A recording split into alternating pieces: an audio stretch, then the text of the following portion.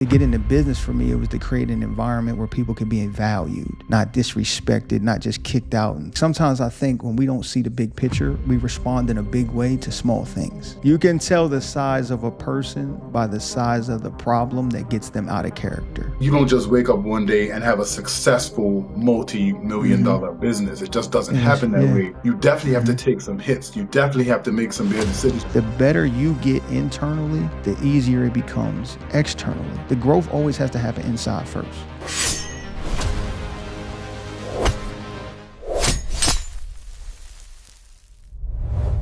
What's up, family? It's your main man, Coach Crump, with another great episode of the Boy Man King podcast. And I'm with my main man, Chizzy. Say what's up to the people, Chizzy. Hey, what's going on, man? Welcome. Man. What's up, everybody? How's everybody doing today? What's up, my guy? How you? Man, I'm blessed, bro. I got, I had to put my fresh white shirt on. You know what I mean? I had to get a fresh cut because we got a fresh guest that's joining us for the first time ever, man. We are welcoming none other than a successful entrepreneur, right? Also a speaker, also somebody who has multiple businesses, and father and husband, and man, an inspiration to all. Ladies and gentlemen, welcome to the Boy Man King platform, none other than Will Stam. What's up, family? Welcome to the platform, brother. Welcome, man. Welcome. What up, Crump? What up, Chizzy? How y'all doing, man? So, man, we're good. I'm happy to be on the platform with you guys. Yeah, man. And, we thanks for having me on. Yeah, man. We was chopping it up yesterday just with text message, just checking out. You know, I was like, man, you really in the city moving. You know, so let me find out what you're doing, just tapping in as men. And one thing led to another. I was like, man, hop on the pod, man, and chop it up with us, in this journey of manhood, man. But before we get started about how you're a successful entrepreneur, but let's talk about, you and your manhood, you and your journey. Where did it all start? Like, give us the Will Stam, George. Like, are you from Atlanta? Where you from? You know what I mean? Like, to kind of give us that piece, man. Yeah, so I'm originally from the tri-state area. I'm from a small town called Claymont, Delaware. It's probably about 15 minutes outside of where the Eagles play in Philly. So I grew up there, went to high school you and stuff Eagles there. Fan? I'm not. Oh, man. Unfortunately, man, I'm a Cowboys fan. Oh, man. All right. Continue telling your story, bro. Continue telling your story. If I like the Eagles that much, I'd probably still be there. But I'm just not a cold weather guy, man. So I got you. I finished high school out there, and I didn't know what I wanted to do coming up, man. So I just, I was surrounded by like drug infested environments and just toxicness. So one year, my grandmother got me a pair of clippers and told me I had to learn how to shave, because I couldn't afford to get a haircut. And I just started lining up my friends. I was the basement barber. That's where all the great barbers come from. They start in the basement. Shout out to the basement. You know what I'm saying? Yeah, for sure. I used to watch back on BET back in the day, Rap City in the basement with Big Tigger. Shout out to Big Tigger. That's where the barbers and stuff come from. So I just started doing that just out of necessity, man. Just wanted to look nice, look clean. And then got into a shop, and, being the white guy, they sat me in the front. Yeah. And, it came with some struggles of just being able to be, keep overcoming rejection. And then once I kind of got a grip on it a little bit through going through barber school and stuff like that, once I figured out, okay, I can do this now, it kind of opened the world up for me. And I didn't want to be in the same environment. I didn't like the cold, so I decided to go visit a friend of mine in Atlanta. And I went down, visited him, and it was around November, December, and it was 75 degrees. And I was like, man, it gets cold September 1st up here. I'm like, I want to go down where it's warm. So I took a visit, went down, and, just kind of kicked it a little bit. And I just seen the most beautiful women in the world in Atlanta, Georgia. And I was like, bro, what are we doing? Like, I've been under a rock my whole life. You know what I mean? I ain't number 21, I'm sitting here like, what in the world? So I just decided to, I asked my friend, I was like, yo, man, you got extra room in your house? I was like, can I just move here? I was like, I can go cut hair anywhere. I was like, I don't really like where I'm at. I ain't really got nothing to hold on to. Just my grandmother, my mom, and it was up there, but they grown. They got their own life. You know what I mean? I wanted to start my own. So I moved to Atlanta, Georgia, and then started cutting hair, and we'll get into the rest as we go through. So it's kind of how it started. Yo, Yeah, you know man. what's wicked about a barber, man? Obviously, me and you, Will, we kind of have left that her game alone. I'm kind of bold, so you know what I'm saying. But I remember going to the Mm-hmm. barber in Bermuda, and we used to have some rich conversations in that barbershop, man. So I can only Mm-hmm. imagine what conversations take place in an Atlanta barbershop. So Mm-hmm. I always felt that the barbershop is like, for a lot of people, that's the version of therapy. And of course, Yeah. obviously, we know the benefits of going to real therapy. But like, what was it like in Atlanta culturally? Was there a cultural shift that you experienced from where you were in the tri-state area to coming to Atlanta? Like, what was the most surprising or challenging time starting your entrepreneurial business, getting into spaces, the pitfalls of owning a business, starting a business, Mm-hmm. scaling a business? Talk a little bit about the initial journey in starting your business, and what it was like in a new environment, trying to become, the man and the brand that you are today. I started off working at somebody else's shop. Mm, They already had everything in place. So I just went downtown to the busiest barbershop I could find. right, And I went there and I worked there. And it was hard at first. Most people don't know this, but the first haircut I did in Georgia on a customer, I messed it up because I didn't right, understand the lingo. right, Like the way they talk in the South is different than how we talk in the North. So there was a mix up in lingo. So I messed the haircut up. All the barbers laughing at me. They were like, "You can't cut this and this and that." So I took that personal. I was offended. I ain't like that. right. And it kind of launched some work ethic in me to, prove people wrong. What I Yeah, mean, kind of gave me an edge.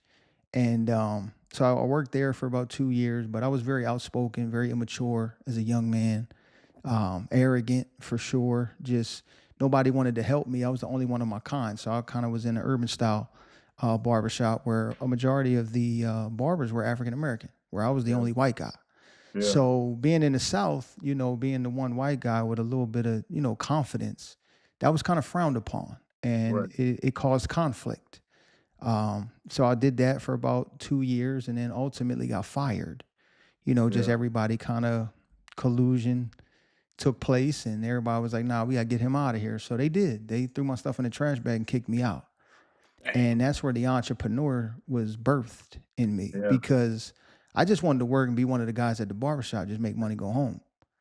yeah, And at that point, when they threw my stuff outside and had the police kind of escort me out, I learned that in Georgia, it was an at-will state at that moment in time where I didn't even have no recourse. My income was gone. So I had to catch the train home that day because me and my girl, just my wife now, shared a car at the time. And I used to just have her drop me off and then I would just, work all day and I would just find my way home. And my daughter was about 6 months at the time. And I just didn't like that feeling, of just knowing somebody else had control over my life. And, we look at today, fast forward 20 years later, where thousands of people are losing their job right now. yeah, And I remember hearing a quote one time where one of my clients told me, he said he didn't have a job and he was kind of feeling bad. And he said his dad told him, the moment, son, that you don't have a job, that means it's time to create one. right, And that's kind of stuck with me. So once I got fired, I was like, all right, it ain't time for me to go work nowhere else. It's time for me to start my own. So I found a little hole in the wall spot off of Howell Mill Road out here. And it was about 700 square feet. I put one chair in there because I'd had enough clientele. And I was like, I'm just going to start. I ain't had no AC. And we in hot Atlanta. I had a fan right. blowing on my clients. They was wiping the sweat off their forehead with a napkin. I had my little MacBook at the time playing the music, Yeah, and no cable TV, nothing. I just cut hair and I just wanted to start just off of sheer pride that I wasn't going to let nobody have control over me no more. right, And I've been able to build that from not only one location, 2 locations, 3 locations, and then into a school. So that's kind of how it started for me. I never yeah, really wanted to get into it just for making money. When mhm, I wanted to make money as a career because I got to support my family. But to get into business for me, it was to create an environment where people could be valued, not disrespected, not just kicked out and thrown out like they were some trash. So I got into it to create a culture that I could control, so I didn't have to deal with the risks of somebody else just saying I had enough of you, be gone. Yeah, and it's so funny that you mentioned that you was outspoken, i.e., you was a jerk when you was a younger man. The reason why Mm-hmm. I can say that because I was a jerk when I was a younger man, and I saw you at the Seven Figure Con, and you were so cool, Mm-hmm. calm, collected, reserved, low key. Mm-hmm. You know what I'm saying? Just observing. Yeah. You know what I mean? Being Yep. analytical, and it's like I'm maturing into that space. Talk about the importance of two Mm-hmm. things. Mm-hmm. One that stood out to me is maturing as a man. Yeah. You know what I mean? Maturing where it's like you still got the emotions. What people confuse is that you're still from where you're from, and you From still got yeah. the emotions, and you still feel the feels, but you're wise enough to make a conscious choice. I'm not going to make a decision or respond to my feelings. I'm going to let Mm-hmm. them go back to baseline, and I'm going to do what's in best interest of my goals and my family. And that's the other Yeah. part. Talk about your girlfriend, now your wife. What I'm Mm-hmm. hearing about 19 Mm-hmm. years from then to Yeah. now, talk about the Yeah. importance of having that partner Yeah. that helps you in I, your entrepreneurship journey too. So both maturity and the mm-hmm. partner, and talk about how significant those has been and how did one help the other, you know what I mean, Yeah. and getting to where you are today. I think that that's so important, right? It's probably the most important thing, because my wife, I always refer to her as my muscle because where I'm weak, she's strong, right? And she helps me mature because she allows me to see myself other than how I normally would see things. She gives me great feedback that I have to sit with because I love her and I respect her. When she brings things to my attention, it allows me to reflect on it. Versus if you just hear that from a friend or a client or just a random person, it can kind of just slip right past you. But when somebody you know has your best interest at heart, you just sit there and you like, dang, like I need to think about this. And then another thing for maturity is just having a big picture mindset. Like sometimes I think when we don't see the big picture, we respond in a big way to small things. Mm, But if you focus on the big picture, the small things are just something that just time usually gets rid of it. You know what I mean? Because it's like, all right, it was a comment. But it's like once you're an hour past the comment, is the comment really worth much? Right. No. But if you think that comment in the moment is a big deal, you'll respond unnecessarily and overreact. And then it really gets big. I love the way you put that because that happens to me all the time in leadership. When people are like, man, if that was me, could be me. Because if it was me, I say, yeah, but I have to think about payroll. I have to think Yeah. about I have to think about all this, my funder partners. I have to think about people that I have other associations with. It's going to be a bad look if I do that. It's not that I don't have the feeling that you have. I can't afford Yeah. to make a decision that you can make because I have so much more responsibility than just myself and just my family. I'm thinking about, man, Yep. I got livelihoods of people that I have to take care of in one decision that I'm making or one decision I'm not making. So it's so fun. It's Mm-hmm. like, because I got a bigger picture of all of this, I'm not Yeah. so absorbed and caught into the moment of whatever this is because this Mm. is not the main thing. The main It's thing is the not. ultimate objective for the whole organization or the whole entire group of people that we're trying to Yep. ultimately achieve. And a leader, which really what you're Yep. saying that you are, you can't Mm-hmm. afford to lose sight of what's the The big ultimate picture. play. You know what I'm saying? Like that's the play I'm running. Yeah, that was Yeah. good, bro. Yeah. I Yeah. I mean, mean, it's just so go real ahead. I'm sorry. to it's so real to like the grand scheme of things. Like we gotta, if you're gonna be a leader, you gotta be focused on the big picture, right? And sometimes I heard a guy tell me one time, was just in general conversation. He said, "You want to tell the size of a person, look at the size of the problem that gets them out of character." Mhm. That's good. So You done it, hit a two. You done hit number two. yeah, Two yeah. bars. So yeah, Hold on, Ooh. Will. Stop, brother. I We need need to you to stop. rewind and replay. okay. Go ahead. Say Go that one ahead more and just time. say the whole thing Thing again. one more time. Okay. You can tell the size of a person by the size of the problem that gets them out of character. Yeah, yeah, I like that. That's so good. I like So So good. you can have That's so good. you can have one person get a flat tire and their whole week is messed up. yeah, And you can have another person get a flat tire and they're like, yo, call the eh, Uber. I still got to get to the meeting. yeah. Yeah. We'll get Figure that it out. fixed tomorrow. Yeah, yeah, Exactly. Right. So And when you get to a space where you kind of understand that the small things don't really get you bent out of shape anymore, which is good, And you know? the reality also is, right? Mm-hmm. You don't just arrive at this space in one day. Yeah, for That comes sure. with bad decisions. That comes with grace. That comes with sometimes letting your emotions get the best of you, and then you able to reflect Yeah. and say, "All right, that didn't yield the result that I was looking for. Let me Mm-hmm. try to be a little bit more emotionally aware and emotionally mature." You know what I Mm-hmm. mean? Hindsight is sometimes the best perspective to have because it allows for you to see the the litany of mistakes and stuff that you've done to get to a particular point. You know what I mean? Yep. Especially in the entrepreneurial space. I'm not an entrepreneur in terms of scaling a barbershop or any business of any sorts. Um, Mm-hmm. what would be your recommendation or something that your takeaway from this whole experience from the perspective of how you navigated the challenges of entrepreneurship? Because make no mistake about it, you don't just wake up one day and have a successful multi-million Mm-hmm. dollar business. It just doesn't Yes. happen that Yeah. way. You definitely have to Mm-hmm. take some hits. You definitely have to make some bad decisions. You definitely have to demonstrate a level of discipline and patience in this Mm-hmm. space.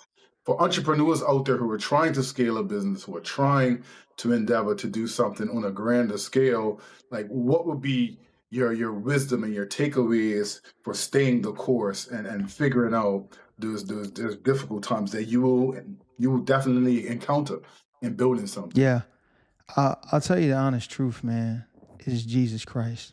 Mm, It's the Come on. greatest leader. It's the greatest leader of all time. yeah. And an entrepreneur is a servant to no end. We serve everybody else's needs before our own. Sure. And at times it's a thankless job. There's always another level, always another thing we got to learn. It's just endless. And the only thing that sustains us is God given purpose as an entrepreneur. If Yeah. you aren't propelled by anything other than purpose as an entrepreneur, it's going to be hard to win. Wow. Because there were times, man, I've had losses that didn't make sense to me. That, Yeah. employees or business people and clients or barbers, anything that frustrated me to no answer. I couldn't read a book and get the answer. I couldn't talk to somebody and get the answer. It was just a burning desire to just get back up after everything has failed and do it again. The Mm. only thing that is enduring that much is God-given purpose. Hmm. Hmm. And entrepreneurship will break you. If you struggling with your relationship with Christ, be an entrepreneur. It'll take you right to him. It'll take you right to him. Because there's no other answer, in Mm. my opinion. And you gotta have a heart to serve people. You Yeah. gotta have, and you have to do it without looking for validation. Because when the entrepreneur wins, he has to credit the team. Sure. Because if you take all the credit, you ain't gonna have no business no more. So it's just an ongoing operation of just selflessness. And the only approval you can seek for validation to keep you going is knowing that you're doing it right in God's eyes. In the Mm. big picture, that's what it is. We think it's money, we think it's systems, we think it's strategy. All that is part of it, but it's not the main ingredient.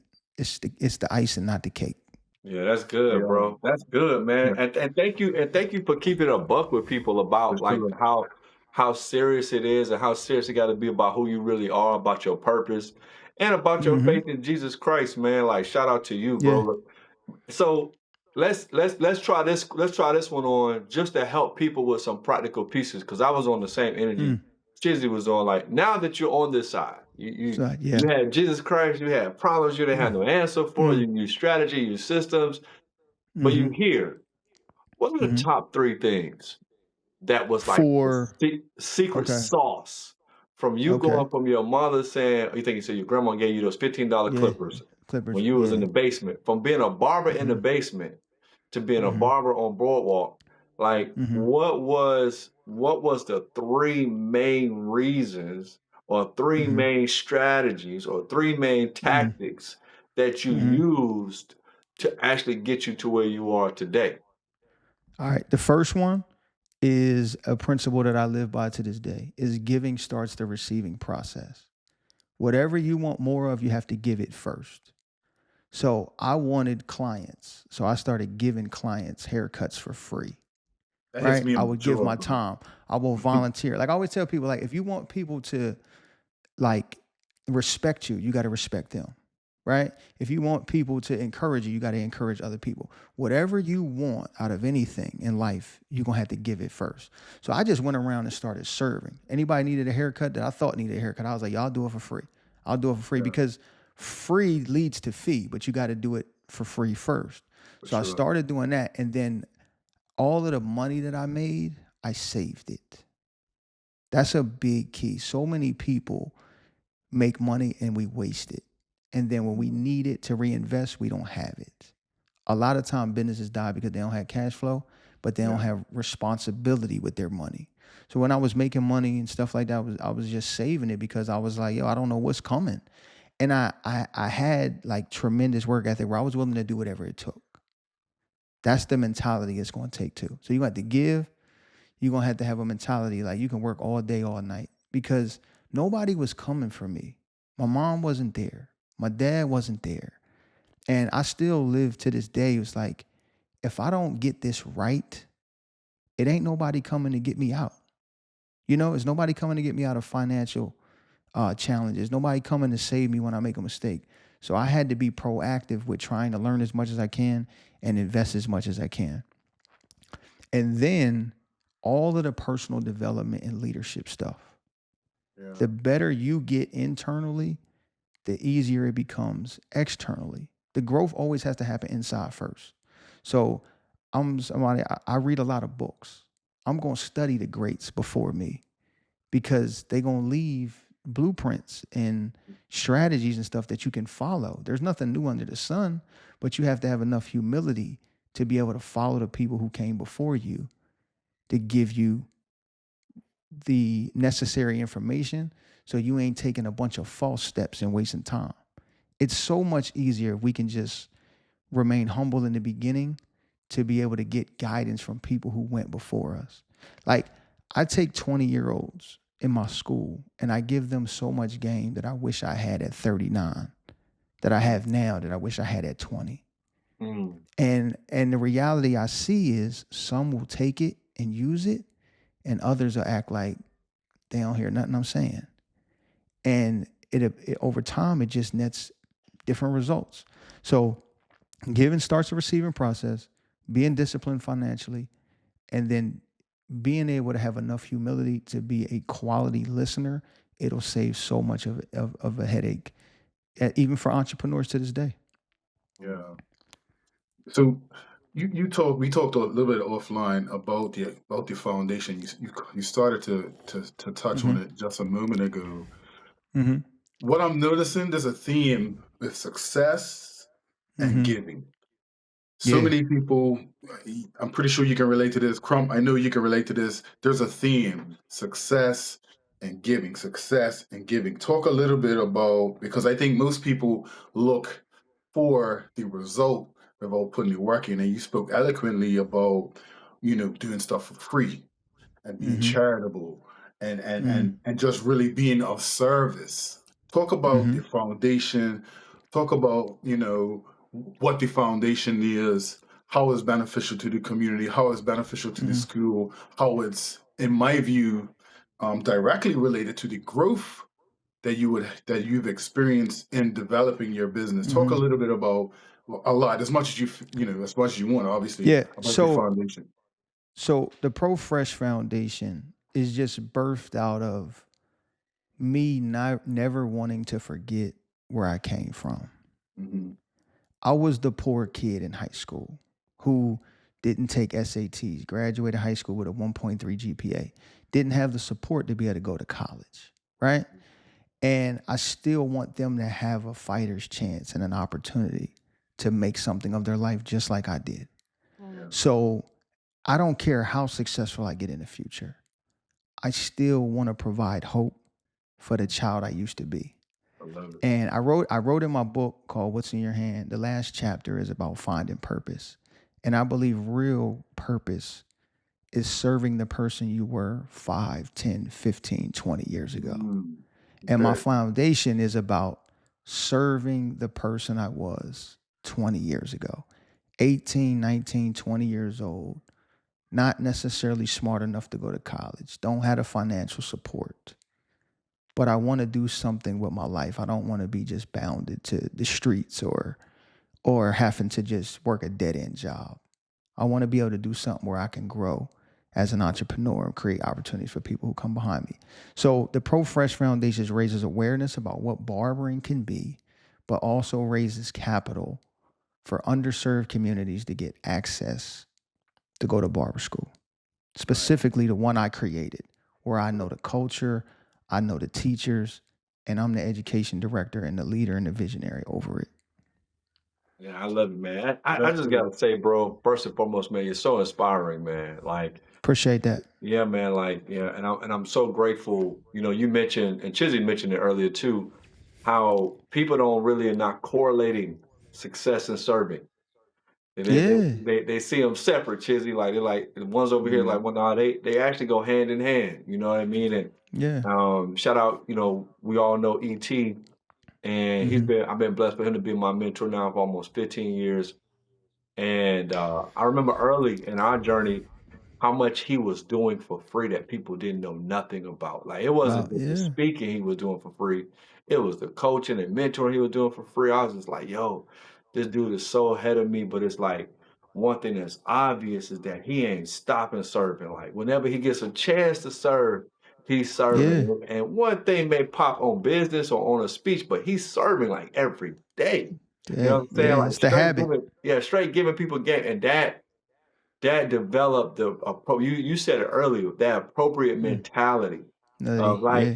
not trying to get over, but try to serve under. You know what I mean? As far as Yeah. understanding, like, bro, the best thing you can do is just serve people, whatever, however that you can, or whatever you have. And I love to say you Yeah. said the 5-year version of yourself just 5 years ago, because we grow Yo. so much year to year, man.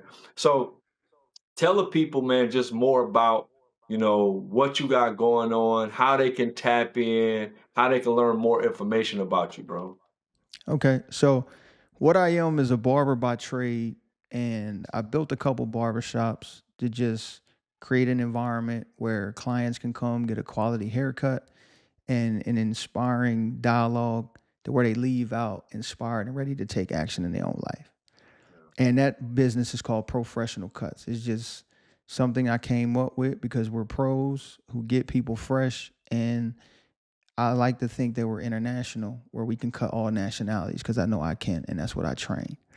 And then I developed that to become Pro Fresh Barber Academy, which is basically like our farm system to that mission. So everybody that comes to my school, we do $10 haircuts at the school.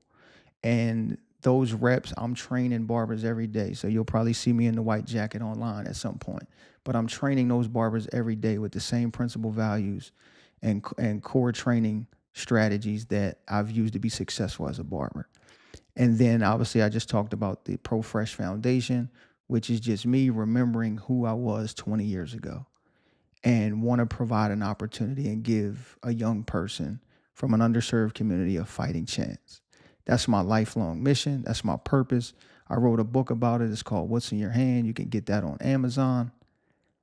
And I'm just now, tapping in with the Next Level Speaker Academy because I want to be one of the greatest speakers in the world. Come on, man. And I I love think I have, it. the potential to do it. I think I have an No, authentic stop. Go back, story. because I'm your coach. Now you done got the coach, and Okay. I All know right. I have the I be potential to. trying to be humble, man. I be Don't trying. think, I be don't trying. think you being humble, but say I know I have the Yeah. potential to do it. Say that. Go back. Yeah, I know I have the potential to be one of the greatest. I wouldn't have Yeah, signed up if I didn't. yeah. Come So I on, knew there you I go. knew That's that. the GID. Love it. Will, Yeah. I mean, I need I that knew L, that. Will. You know what I'm saying? Yeah. I knew that. You know what I mean? That's Yeah. why I didn't hesitate. And, just now taking that next step of just developing those skills, Yeah. and I'm just ready to go through the process because that's how learners learn is we have to go out there and make the mistakes and get the experience to withdraw from and improve on. You can follow me on every platform at Will Stam. It's just my first and last name. TikTok, LinkedIn, Instagram, Facebook, YouTube. It's all the same. Okay. So my silly question is, can anybody be a barber?